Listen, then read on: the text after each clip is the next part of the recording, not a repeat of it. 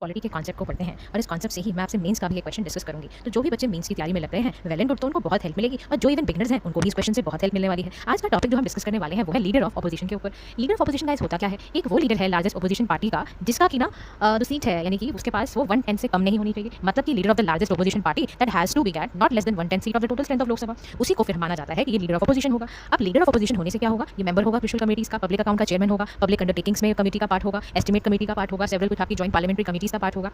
He is entitled to be a member of various election committee also, जैसे statutory body like आपका central vigilance commission है, central information commission है, CBI है, NHRC है, लोकपाल है, ये सभी का मेंबर होगा। इवन ये ऐसा होता है लीडर ऑफ अपोजिशन की कंस्ट्रक्टिव क्रिटिसिज्म भी दे सकता है गवर्नमेंट की पॉलिसी से रिलेटेड, या कोई गवर्नमेंट को अल्टरनेटिव देना हो तो लीडर ऑफ अपोजिशन उसके लिए बहुत इंपॉर्टेंट है। लीडर ऑफ अपोजिशन दोनों हाउसेस में वर अकॉर्डेड स्टैट्यूटरी रिकॉग्निशन मिला हुआ है। कैसे? उसकी सैलरी अलाउंसेस के बारे में पार्लियामेंट एक्ट 1977 के बारे में दिया हुआ है और उसको वही सैलरी अलाउंसेस मिलते हैं जो कि कैबिनेट मिनिस्टर को दिए जाते हैं। एक बात गाइस और ध्यान रखना, जो ऑफिस है ना अपोजिशन लीडर का वो कॉन्स्टिट्यूशन में कहीं भी मेंशन नहीं किया हुआ है, तो हमें ये ध्यान रखना है। अब लीडर ऑफ हमें समझ आ गया अपोजिशन का सिग्निफिकेंस बहुत जबरदस्त है क्योंकि ये तो शेडो प्राइम मिनिस्टर की तरह एक्ट कर रहा है, शेडो कैबिनेट में इवन, है ना। अब ना जो मैं आपसे क्वेश्चन शेयर करने वाली हूँ वो क्वेश्चन ये है कि discuss the role and significance of leader of opposition in the parliamentary system of India and how does the position contribute to the functioning of democracy. ये क्वेश्चन एक बारी आपके यूपीएससी के मेंस पेपर में आया हुआ था। 10 नंबर का ये क्वेश्चन था, 150 वर्ड्स में लिखना था। तो इसके आंसर में आप कैसे लिखोगे? आपको बहुत सुंदर एक बच्चे का लिखा हुआ आंसर मैंने शेयर किया हुआ है जो मुझे बहुत अच्छा लगा। तो इसमें आप अपने पॉइंट्स भी ऐड कर सकते हो और इस तरह के आंसर आइडियल आंसर्स माने जाते हैं, तो मैंने सोचा आपसे शेयर किया जाए। तो जो भी हमने डिस्कस किया वही हमें यहाँ पे लिखना है कि लीडर ऑफ अपोजिशन एक बहुत ही क्रूशियल रोल निभाता है डेमोक्रेसी को बैलेंस और अकाउंटेबिलिटी करने में, क्योंकि हमने यहाँ पर कीवर्ड्स पकड़ने हैं कि हमसे रोल ऑफ सिग्निफिकेंस पूछा हुआ है और वो भी कैसे कि लीडर ऑफ अपोजिशन डेमोक्रेसी की फंक्शनिंग को कंट्रीब्यूट कर पाए।